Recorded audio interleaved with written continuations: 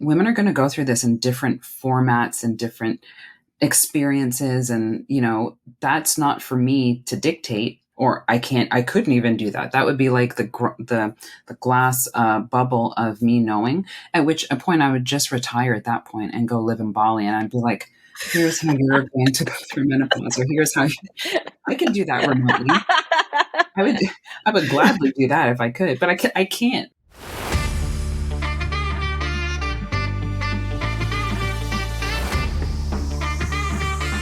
Season 2 of Just Getting Better is brought to you by Palm Bay International, a family-owned wine and spirit supplier. Just like our podcast, Palm Bay knows that truly special wines just keep getting better. Their exceptional portfolio represents award-winning family producers from the most exciting wine regions in the world. Visit palmbay.com to find out where to buy. Julia, this time of year for me is like, I was thinking about this, it's like playing a game of mousetrap that I build myself. I built my own mousetrap. And it's like, the spirit, the season, everything. So trying to stay healthy, trying to not gain weight, trying to stay on my exercise routine, trying all of that when, this season from now to the end of the year is all about great food, gathering with people, friends, family, parties, office parties, holiday parties, all kinds of parties, all kinds of festivities for all different demographics and religions and everything. And, it's funny, when I used to work in the health and fitness industry, I taught group weight loss classes, and then because I have a certification in weight management and nutrition. And even though it's been a million years since I've done that, I would tell people, like, during this time of year, focus on your hydration every day, trying to maintain your health and fitness every day, your routine, your exercise routine. Try to, take in as much or uptake your protein, try to focus on fiber. Don't go to parties or dinners like starving, eat something healthy before you go, just nibble, don't deprive yourself, but it is so hard. It is so hard. Like, what do you do during this time of the year just to, it's like, it's not a time of year necessarily to try to lose weight, but just to come out like even on the other side. I think of it like in our daily work, right? With like, if I treated the holidays as if I was on a media trip, I literally think a little bit of everything and a whole lot of nothing. I heard that years ago from a chef, a woman chef, and she is like, nationally recognized. And she was like, you could try everything. You don't have to have all of everything. And I said, well, what's the concept? And she was like, a little bit of everything and a whole lot of nothing. So for me, it is getting out, because I do not like this time of year. For me, the seasonality changes. I didn't understand that I had seasonal affective disorder until I moved to DC from Texas, because I never had to deal with it in Texas the same way. And so for me, if I can get fresh air, I tell people all the time, I do have a light, have one of those sunlights. And I also feel like you need a treat, but you don't need one all like every day. So if there's something you want to, if there's something like you go to a party on Saturday, like a holiday party, for me, Sunday is kind of like a pull back day kind of thing, instead of like 40 days plus or 30 days plus of just going ballistic, with food, because otherwise then it becomes that, oh, well, January, I have to start a diet, right? Yeah. Instead of saying, hey, you know what? I'm going to try the chocolate bark. I'm going to have a piece of the chocolate bark. I'm even going to have maybe a little eggnog if people have eggnog, but I'm not going to have the whole eggnog container in one day. So that to me is like, it's hard to do moderation, but I feel like going from so many holidays and so much into like how I want to feel when it's all over. That's how I started thinking of it. And that is more of, okay, I have a little of this, some of that, and then I'm good. Because I used to be the kind of like, I am going hard. It is the holidays. I'm eating everything. And then like wake up and be like, I actually feel horrible. Yeah, you feel awful. Awful. Yeah. So I just stopped that. So I just have a little bit of everything I want. I don't buy too much, of anything. Also, because once I'm done with it, I don't want to see it like after the holiday. Yeah. So that's why, it's not like I have bags of candy, bags of cakes, anything. Like if I want a cake, I get a slice. And then when I'm done, I'm done. And my parents used to say, we don't care who bought it and how much it costs. If you're done, you're done. Yes. Because Yeah. I'm like that too. yeah, I don't buy any of it. I'm like, we'll go out, like when we're like, try to focus on eating, keep our regular food and exactly. exercise routine, and then go out and have a little something, but not, yeah. Yeah. Yeah, It's just, but it's like mousetrap because it's like society and culture and then all the festivities and stuff. And then you get caught and you're like, yeah. oh, geez. Because a lot of times at a But lot of parties, what I'll do is I call it my fake vodka tonic. I just get club soda and lime. uh-huh. You just Oh, that's good. Yeah. just drink a Yeah. club sparkling water and lime. People think you have a drink. Like it is ways if you feel like you don't want to be out. And sometimes, and I do that because I might be out 2 or 3 days a week. And no, I have to just figure it out. But I also, like you said, how do I want to feel? Everything is about how Hmm. I want to feel. And also, Yeah. And recovery is different the older you are. So, oh my gosh, yes. Well, and I've noticed recently, so for quite some time, I was not really taking in almost any sugar other than like just natural sugar, fruit and mhm. such. And then, I've had a couple of instances lately where I have taken in sugar and I find, when I start eating sugar, then I want more sugar and that kind of thing. And I have a little bit of joint stiffness and pain and stuff. And I was like, there are some exercise reasons for that, but I also think it's because I've also had like a little bit more sugar than I'm used to. So I need to make sure that I'm pulling back out of that as much as I Yeah. can. And I wonder if things will start getting better. So Yeah, I'm and going to also do a I tell test on people too, myself. you don't have to go to every party. You don't have to go to everything you're invited to. It is okay to actually stay home. Like, you It know, is, of course. yeah, Yeah. Yeah. yeah. Because I Absolutely. think people feel a Yeah. lot of obligations at this time of year to fit it all in, and I'm like, Yes. no, that doesn't work either. Yes. Yes.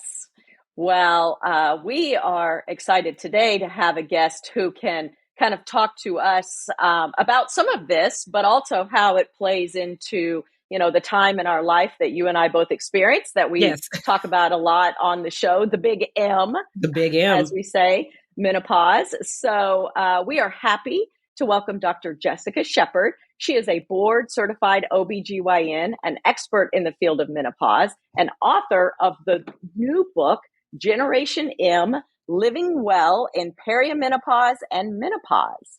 Thank you. Welcome, Dr. Shepard. Thank you for joining us today. Absolutely. Thank you for having me. Yes. So, Dr. Lovely to have Shepard, you here. I got to start out the gate saying a big thank you as a Black woman who has been talking to all my friends about menopause and perimenopause. Yeah. It's refreshing to see you who look like me as an authority on the subject.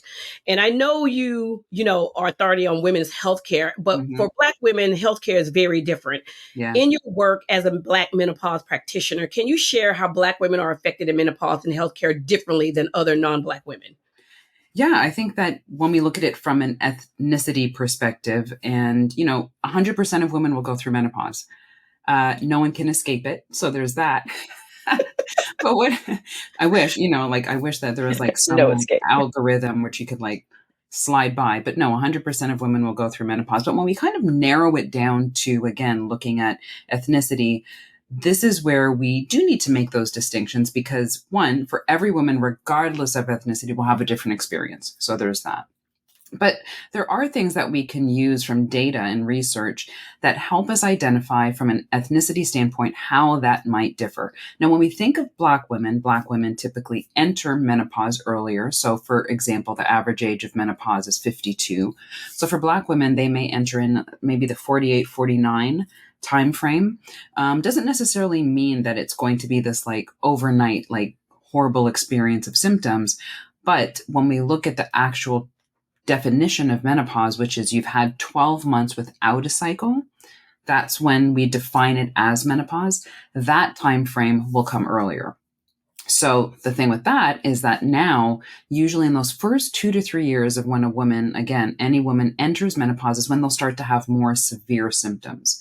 So imagine now if we're dialing the clock back on the age, the symptoms may appear quicker and more intense. The other thing that we saw when we look specifically at hot flashes and night sweats, which is only, a few of the symptoms of menopause, there's many others, but those are the most common, the ones that are probably the most bothersome. When we looked at duration, there was a study that was done that looked at duration based on ethnicity. Black women tend to have it longer, hot flashes and night sweats, with an average of 10 years versus other ethnicities, which range from 4 years to 7.2 or 8.3 years. So 10 years. So imagine you're starting earlier. may last longer and or more severe. So that's one feature that I would say that definitely needs to be talked about. And the other thing that I would say is, again, the transparency of being able to discuss what is going on, is the shame behind it. And I do find in our Black communities, it's more of this, I'm not going to talk about it, about exactly what's going on, and share and be vulnerable about that so that I can either get reassurance or help.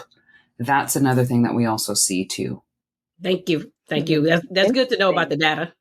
Yes, yes. And it's, so you touched on something that kind of builds on the question that I have.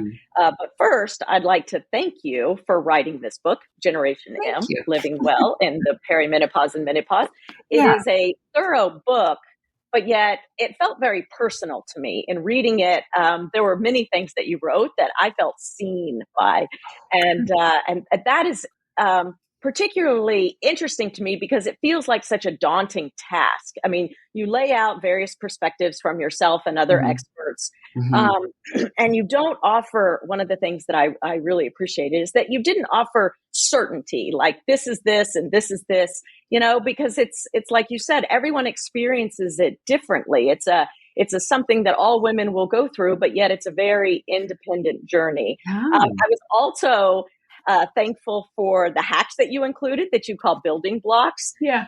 Because you offer us hope as it gets kind of more daunting and darker, you offer us hope. Right. But so I really enjoyed it. So my question for you is, knowing that it's something that all women go through, but yet so individual to every woman, how would you thread the needle to address this vast subject while also speaking directly to every individual reader? And what hope do you hope that women reading this will take away from it? Yeah, I'll actually start with the last question first, because for me, the hope in writing this book and why I wrote this book was really for it to be seen in a different perspective, because how it's been labeled or objectified or I guess kind of society has created the ambiance of menopause is something actually that we're not looking forward to.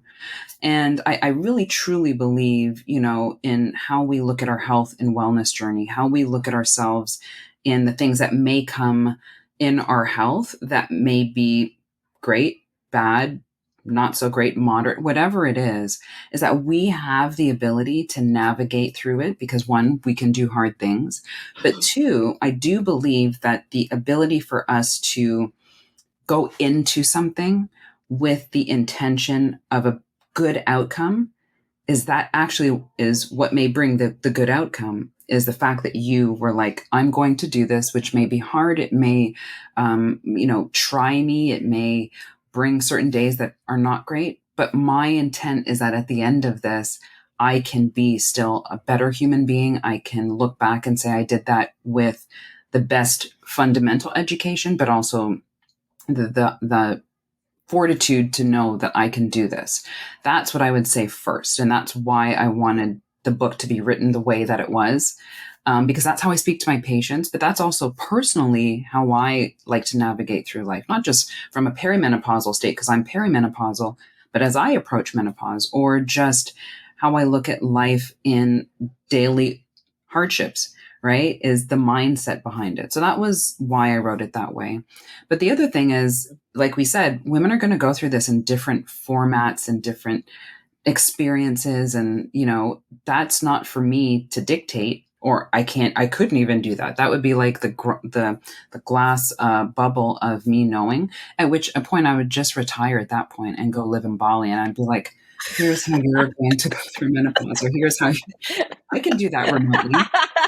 I would gladly do that if I could, but I can't, tell everyone what their experience is going to be. But if I can give you really good fundamental knowledge of, one, evidence-based, because as a physician, I'm like, I want there to be data in there that is evidence-based, but also how can I give it in a way where both of you could say, oh, this is how I want my journey to look like, or, oh, I'm not experiencing what she did, but I also know that if I did, I could do this, right? And so it's how do we pivot? How do we adjust to it as it comes? instead of just not knowing it. And then when it comes, you're like frightened. Like that to me is not the best way to do anything in life.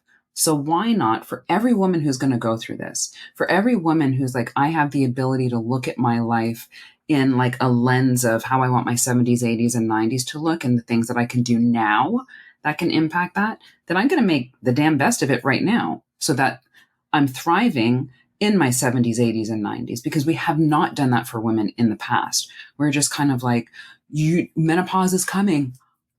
Everyone run. And, and then when they get there, then they're frustrated. We never gave them the tools because we didn't tell them what was going to happen. We're just like, it's coming, but no information behind it.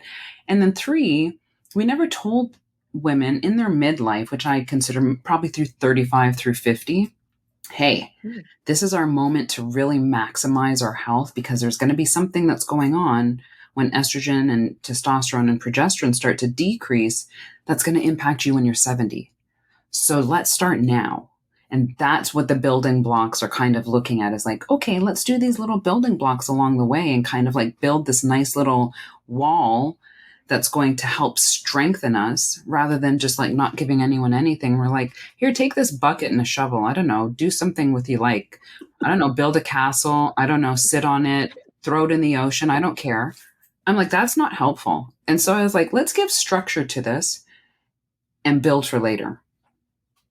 Yeah, Julie and I were just talking with someone recently who was telling us both how, like, she was told, 40 to 50, like, these are your last good 10 years to be able to do whatever you want to push your body into. So she's like, all right, I got to take advantage of it. Yeah. And then also like creating like your own little navigation system. Like, we should all be in charge of our own health, right? Mm-hmm. But if the more tools you're given, the more freedom and flexibility that you're given within obviously good evidence and good advice, then you get to be like, I'm going to do a little bit of this, or, oh, that doesn't work well for me. I tried it, but it didn't work well for me. So I'm going to try this now. And then all of a sudden you like build this little model of really good things that are working for you, which will look completely different than the person next to you. But guess what? It works well for you. I love that. Which, brings me to like, how can we, like, I think menopause is having a moment, right? I think people are talking about it, but my grandmother was a midwife. So sexual health care was always talked about. But when my mother and my aunts, like, a lot of things I'm finding out now, and they're in their 80s, right? Mm-hmm. And 90s. And I'm talking to them and I'm like, why didn't you say anything? Like, why, like, you're sitting there seeing me like literally heat up right next to you, and you're like not talking about anything. And so I've been on this journey for like the past probably 2.5 years. But can you say how culturally for women this new discussion is changing? And also, I still think you said the cultural, people is still something some of my friends don't even want to talk about. Like, I see them going through it. Yeah. And they still don't want to talk about it because it still has this like X on it. Like, how can we get the new discussion happening for women of all ages and all ethnicities about menopause? Yeah, so I think that it should be recategorized. Like, I feel like this is going way back in the Dewey Decimal System. You know how we used to look for books in the library. Yes. That's my age group, right? Is we need to ours too, right? We need to shift a few of those like system so it can just move a little bit more to the front of the library where it's more accessible. People are trying to reach these books and they're not like in the, and the librarian is like, oh, let me look in the archived room. Like, let's take the book out of there. Let's put it to the front. Let's make it more accessible so that people can be, I look at it as we're all going to age. This is just something that happens. I know we think that we're not aging, but we are. But not only, it's a whole body experience. I think our lives are a whole body experience, and so is our health. But often we segment it into, okay, this is my physical health, this is my spiritual health, this is my sexual health, my emotional health, and mental health. But they all are interwoven. And the more we can see our journey as that in health is, the better off we'll be. And so approaching menopause, I think, should be on the scale of, this is part of the aging process, but what do I want my aging process to look like?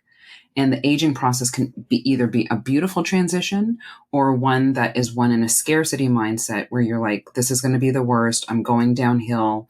Life sucks. And that's the manifestation of what you'll get because that's what you believe. And so if we can categorize menopause in this new part of the library in our heads and in the aging process, which it is part of, because I kind of look at it as two different categories, but they overlap, right? Is that there's two components now that we're addressing.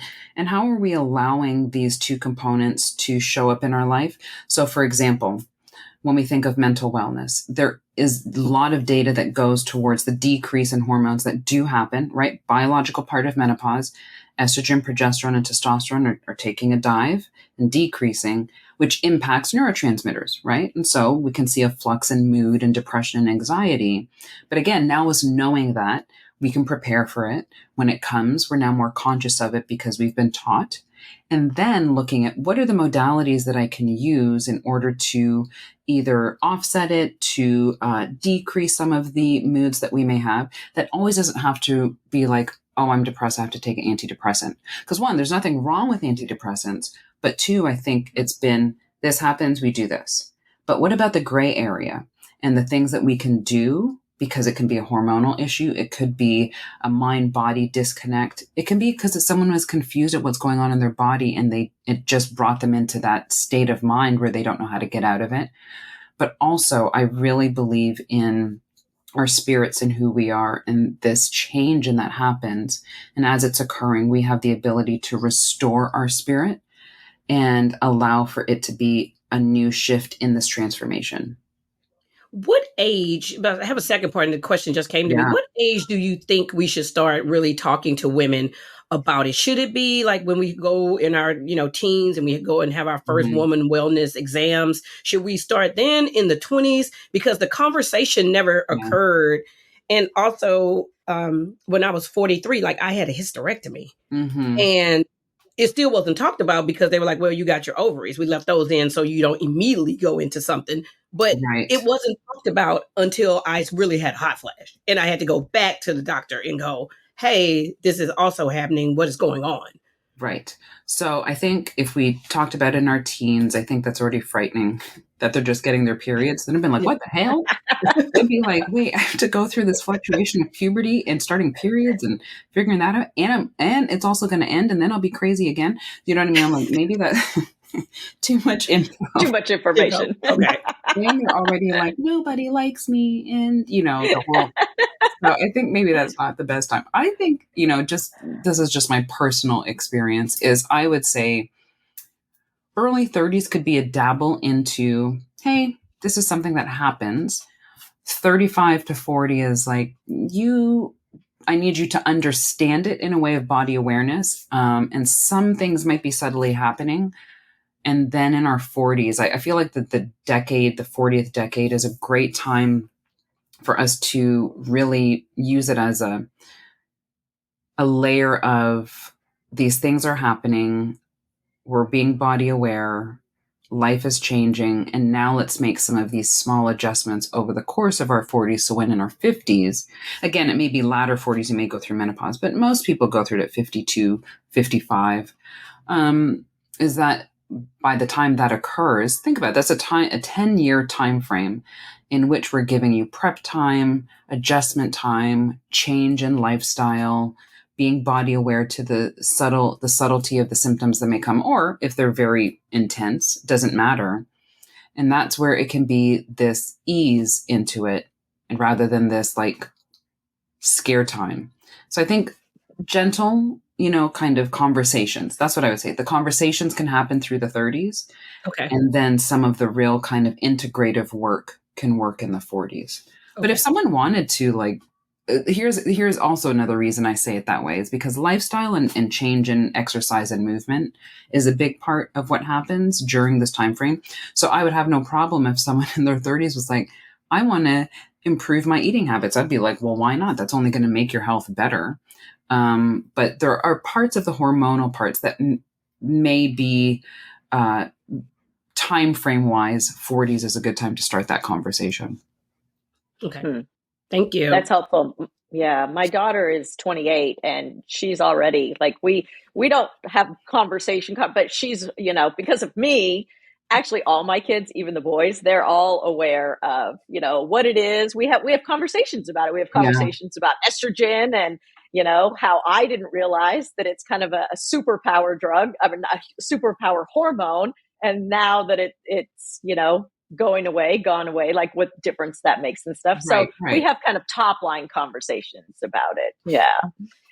But that plays also into a question that I have for you is about our language and how we talk about things is so important. I was thinking back to my other job, my other day job as a wine writer. Yeah. How I write and speak about wine is very important, and Yes. it's got pros and cons to it because, for example, I can say that a wine has notes of balsamic vinegar, and I've talked Mm. to sommeliers from other parts of the world that are in the US now, and they're like, we didn't even know what that was. We didn't grow up in Vietnam with, Oh, balsamic vinegar. wow. So Yeah. language can be very impactful. It can Yes. be, it can expand, but it can also limit.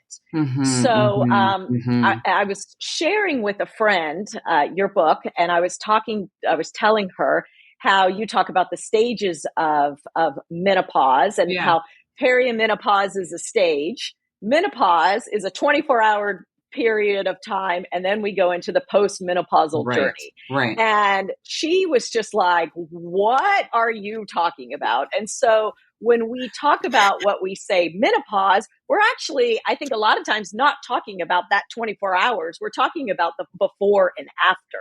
So can you Right. explain these terms, Yeah. properly Mhm. to our audience and each stage, and what, how they work and the language that we use around all of it?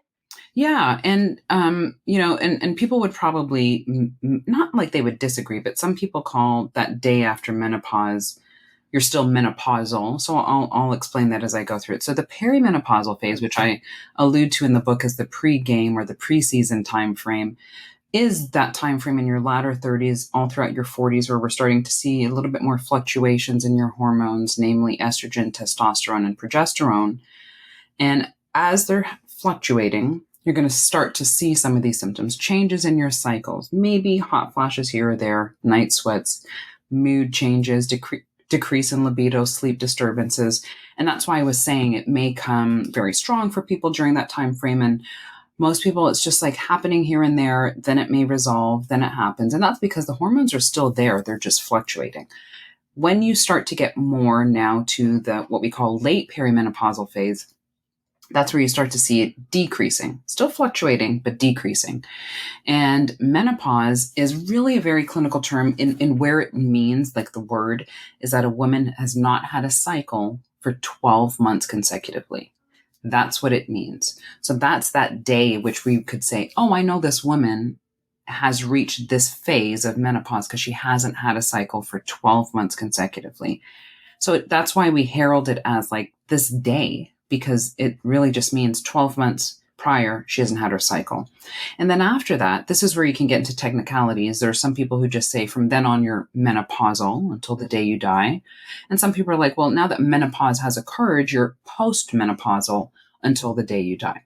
Either one of those, it still means the same, is that you've now crossed this threshold and now you're menopausal or postmenopausal until the day you die. So it's not like it's a phase and it happens one day and then you're not in menopause anymore. It just means you've crossed that threshold and now you're there until you pass. Okay. Okay. Yeah.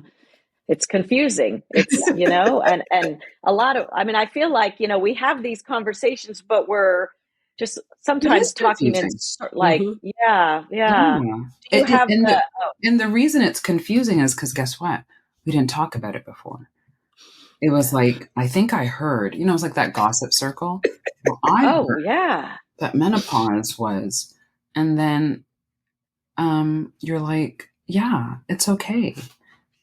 So, And then all the misinformation, like how do you slice through all of that? Now that it's having a moment, mm-hmm, the moment has brought in a lot of, great science and data and facts, and a lot right, of non-science and data and facts. right, Yeah. exactly. So I think that the data is very important. That's something that I firmly believe in as far as like what we've studied, what we know, because there's so much that goes on. It's not just about estrogen, progesterone, and testosterone. There's so many other features internally in our body that start to occur, whether it's your brain health, your muscle, your thyroid, everything starts to take this shift as we start to see these fluctuations. But that is kind of the reason it's pivotal to women, is because obviously men don't have ovaries and a rich supply of estrogen that we do. And they also don't have this. They go through hormone changes, but not in the fashion that women do. And so, one, we need more research that really applies to hormones in women and what happens when it declines. And two, because for society, we haven't paid attention to women in general for so long. And this is a really pivotal time frame in a woman's life and every woman's life that they will go through. And we really need to understand the science behind that. So we need more research. Yes, yeah. I know you referenced the SWAN study in your book, as well as I think the name has changed. It was the North American Menopause Society. Yes, and it's the Menopause Society now. Menopause Society, yes. Yeah. So there's some good work happening out there. Yes. So I want to talk about GLP-1s and perimenopause and menopause. Yeah. Have there been any data, any science about any relief that women can go through for GLP-1s? Because I know like some people are, like yay, nay about it in general. I have friends who have turned their life around being on them. A lot of things, I think they're great for people who actually need them and things, specifically for menopause and perimenopause. Have you seen any relief, any data, any medical studies that are happening in relating it instead of just to inflammation in diabetes and weight loss, but more of benefits from the symptoms of going through perimenopause and menopause? Yeah. So when it's not directed evidence-based yet. It's more causational evidence, in the sense of we see when menopausal women take this is what can occur, which sometimes can be enough for us to understand that it is making positive benefits.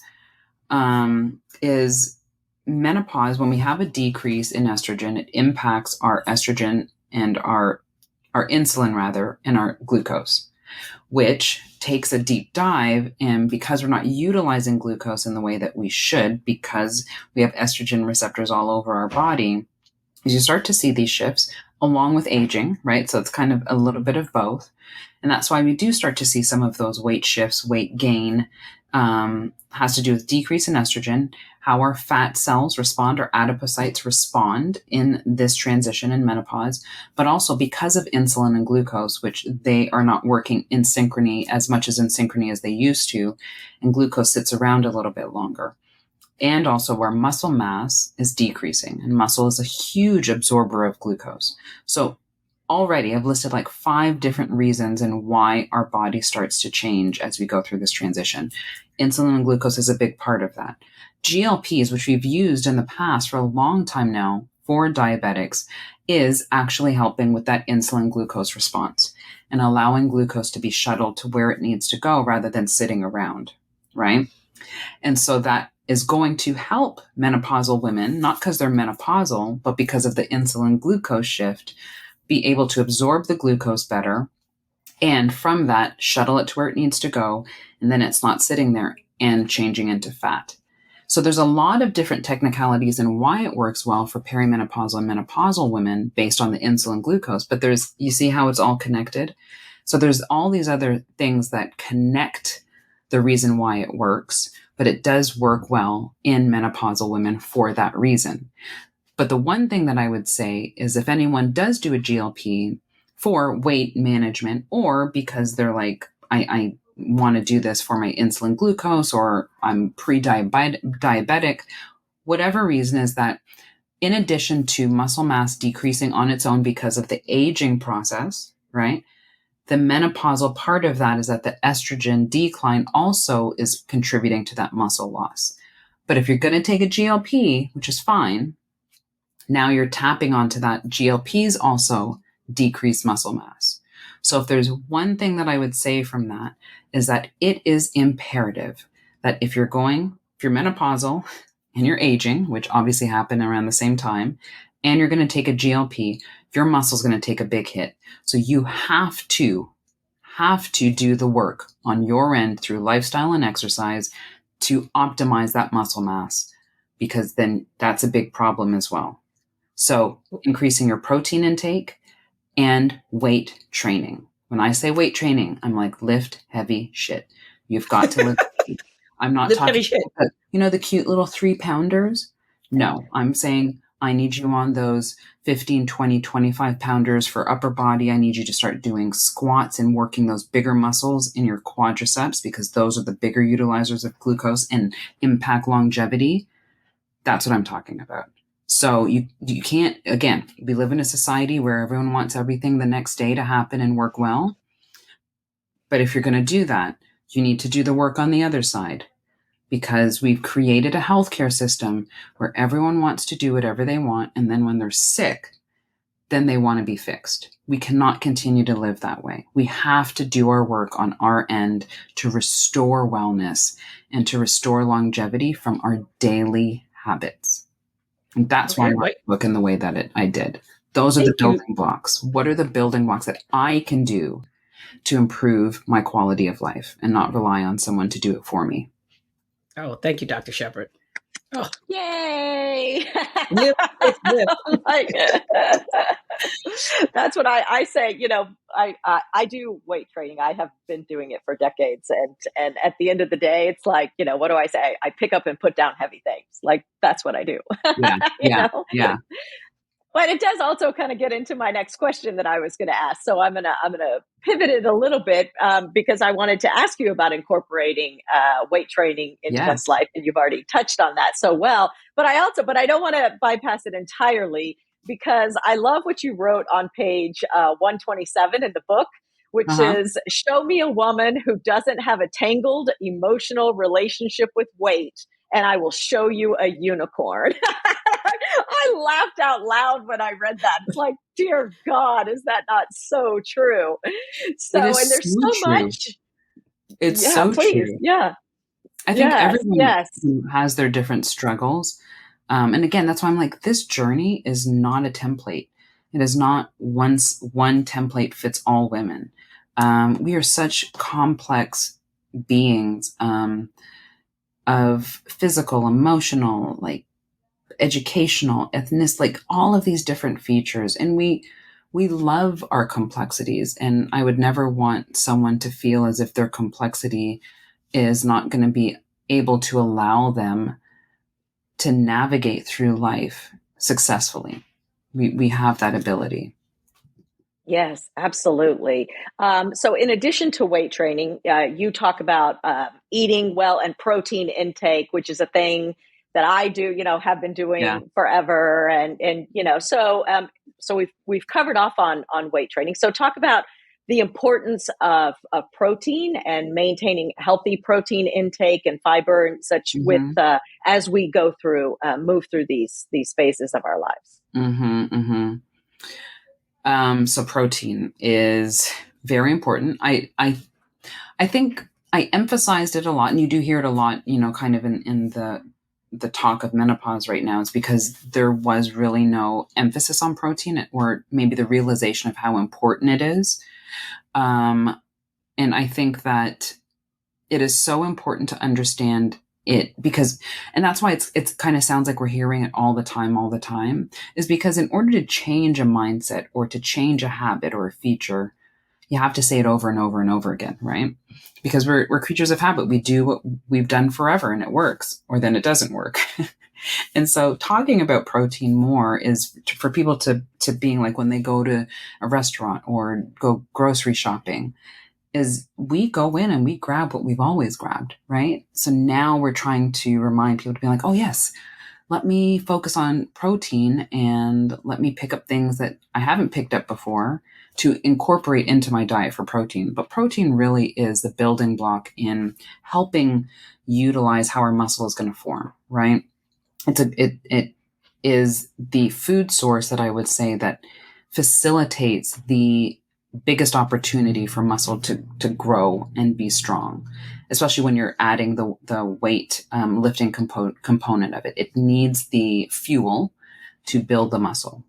And so it really is important for women to focus on that, because again, society really hasn't given us the luxury to being like, yes, women need protein, because it was in the kind of scope of when we think of men, right? Men take testosterone, men weight train, men need protein. And so women did what? We do cardio for an hour. We eat fat free, right? And we limit our carbs, but it was more focused on fat free and not a lot of protein in it. And we're going to do endless amount of carbs, like Richard Simmons, bless his heart. So now, as we're changing the paradigm in what is the construct behind a woman's midlife and what she needs to do now, that is a habit change. And that is a change to the message we've done for decades.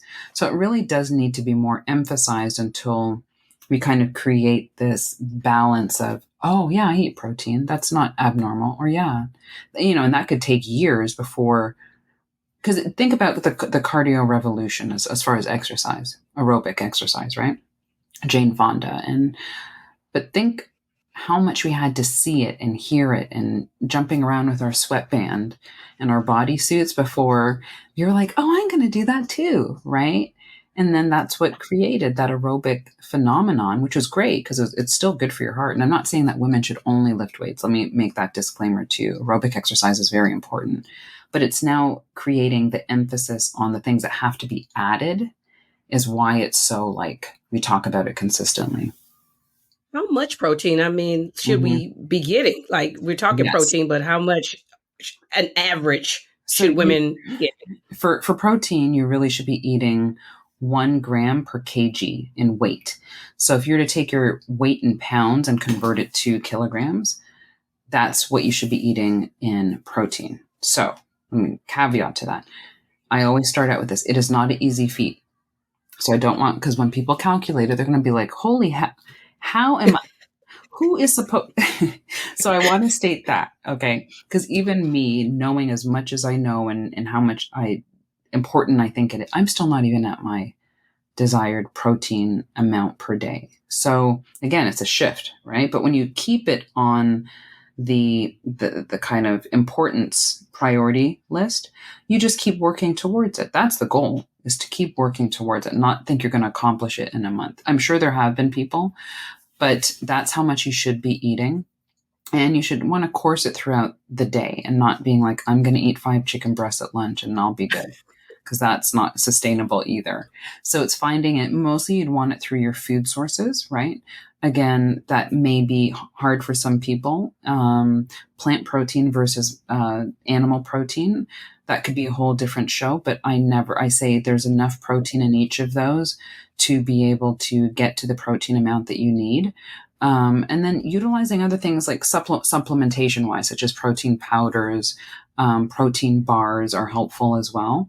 But really trying to get it through your food sources is the best way. So 1 gram per kg in weight is what, and I would also say ideal body weight, because if someone is say overweight and they're really trying to get to their optimal weight, that too could be a factor as well. Because obviously that protein amount would be very high if there's overweight or obesity as a factor. So you would want to, again, while you're working on your ideal weight, is set that protein intake to your ideal body weight as well. Okay. And incorporating some high fiber and make sure you're staying very hydrated too. Yes. So in addition to that, right. So that's the other part of it as well. And that's why keeps your system moving. Yeah. And that's the other thing, is that that's why it's not just one thing that we focus on in the nutrition part. It's just one of the biggest things because we haven't talked about it. The other parts of it, like you said, is implementing the vitamins that deficiency, but through food sources, fiber for sure, because that's going to help with our cholesterol, decreasing that. And then also with hydration as well. Yeah. So just what we just discussed, like protein, fiber, supplementation, vitamins, that's going to rock people's world when they hear all these things that need to happen. So really trying to not make it overwhelming and more of achieving a goal. Even with my weight loss patients, I'm like, I'm looking for a year out. We're going to do small wins along that time frame, but we're working towards, maybe in a year we'll get there, because this is a whole shift in lifestyle changes, modifications that need to happen. So it needs to happen here, and that doesn't always take overnight. Okay. One more thing real quick. So what do you say to women who are doing all the things right and yet still have the midlife belly that develops that was not there before? Yeah, what I would say for that is a good time to, one, work with a nutritionist, because there are a lot of times that you're missing certain things, and it doesn't mean you have to stay with them forever, but we're not experts in that. So why would you think that all of a sudden you know how to calibrate your diet? I would say work with a personal trainer.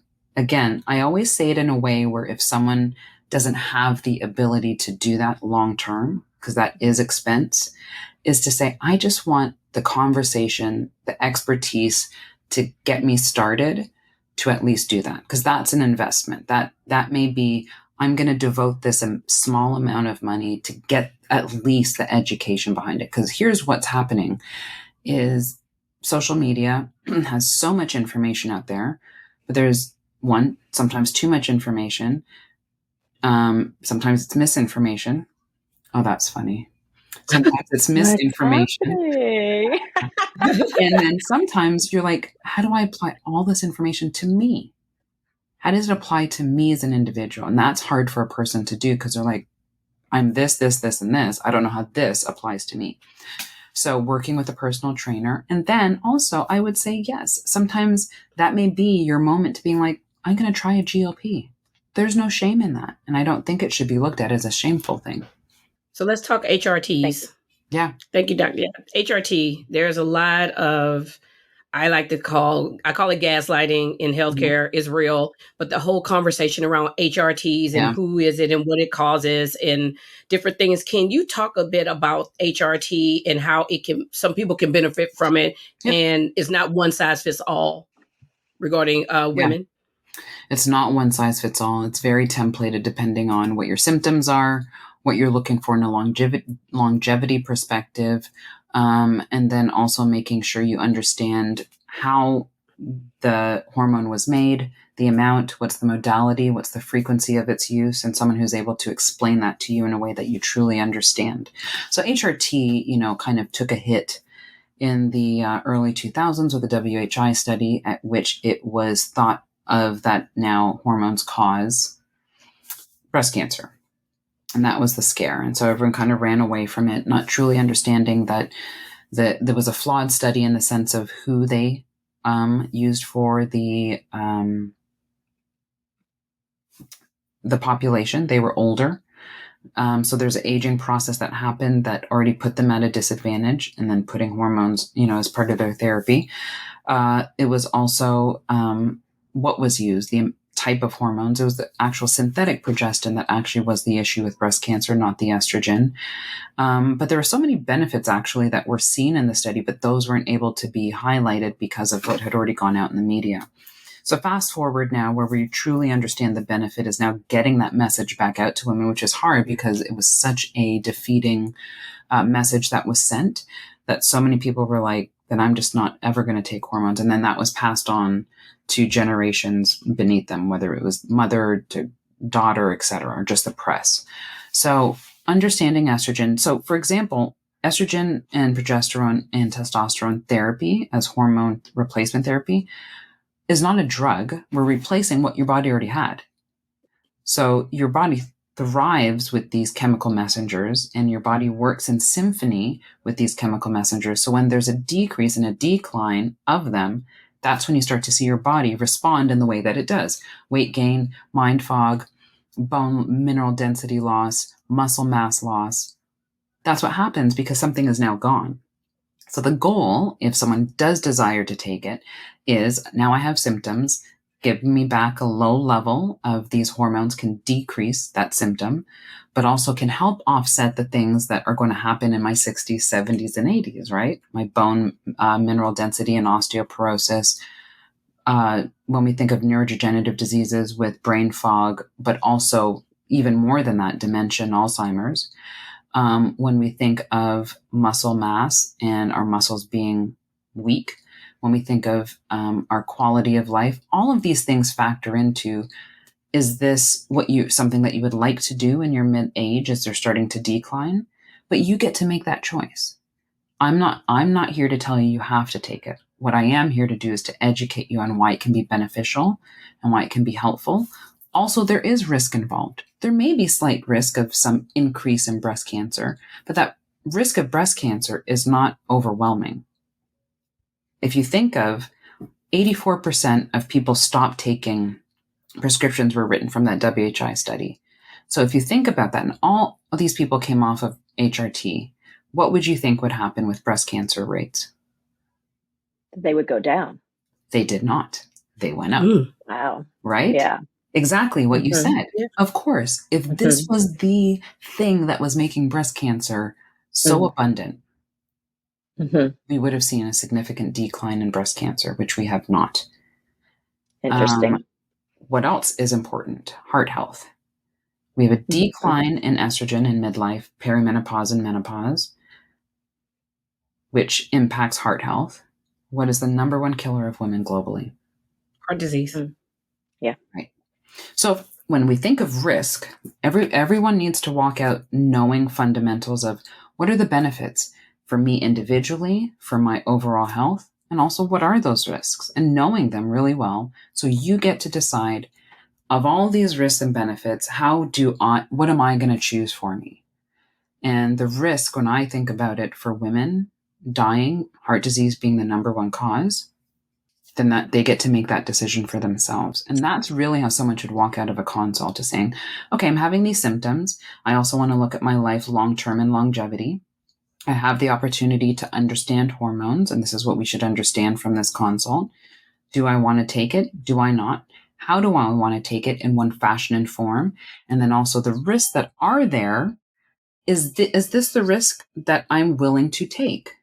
Depending on what that risk is. Risk comes in many different numbers. It can be a 1% risk. It could be 100% risk. There's also a lot in between that 1 and 100.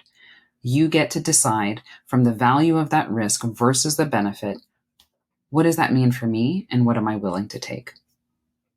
Wow. That's important. Yeah. Yeah. Yes. For everyone, For everyone listening, is so important. It's so important.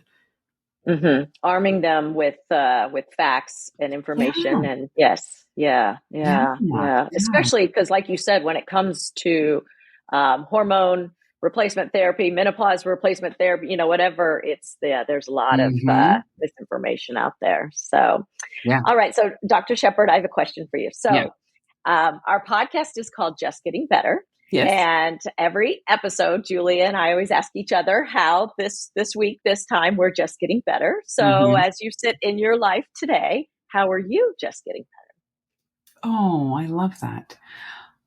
I just came back from a retreat conference in longevity, but it was also purposefully, which I'm a very big fan of and have really changed the scope of my personal life, is really focusing on the mindfulness and the intention of how I set my wellness up, and including mental wellness as a part of that.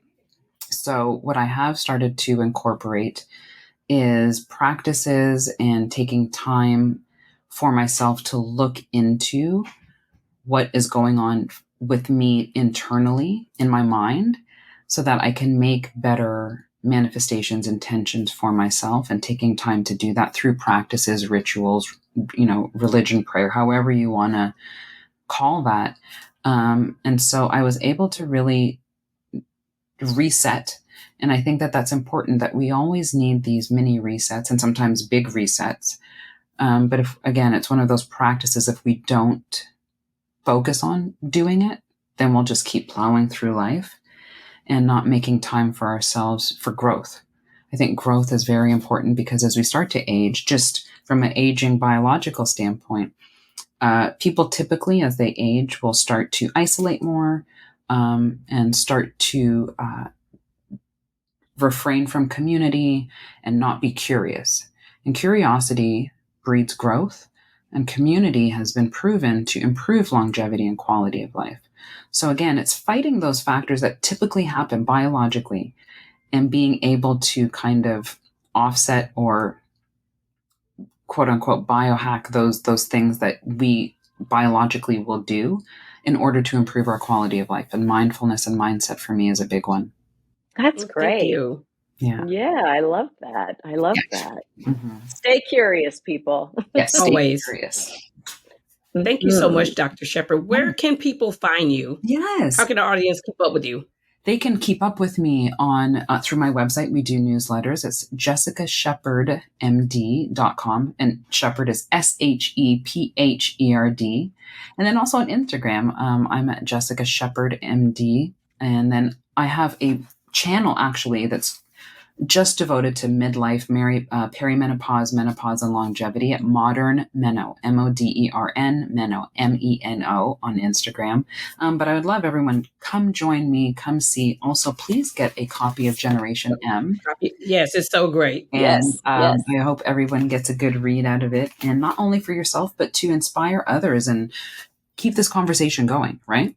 Yeah, Yes, it's great. Absolutely. Yes. Thank also you to make again a for great writing. holiday gift to a woman who may not be like they want to have the Yes. conversation. They don't know where to start. I think it's a great holiday gift. Yeah. So send it. Yeah. Yes. I think you should just journey have us everyone in through. your You family. can see I have. Yeah. Oh yeah, pages no. My folded nieces are down, getting it. The okay. ones that are in their 30s. Yeah, I'm like, nope. This is the book Auntie is giving for Christmas. Yes, I love it. Well, it's great too, because you start, you kind of start at the beginning of when we go through puberty and move us through. So yeah, there's something there for the younger ladies to learn and grow with. Yes, yeah. So it was really, it's a really helpful book. Yes, so I appreciate you writing it. Thank you, Dr. Shepherd. A pleasure talking with you. Thank you for joining us. Thank you. Yeah, thank you. Thanks for listening to Just Getting Better with your hosts, Michelle Williams and Julia Coney. We hope you enjoyed our deep dive into some important topics impacting women today. To ensure you never miss an episode, click follow or subscribe. Head over to isjustgettingbetter.com to sign up for our email list, as well as check out all the links and resources in the show notes. And be sure to follow us on social media. If you love the show, will you please help us build our community by sharing it with friends? Until next time, keep just getting better.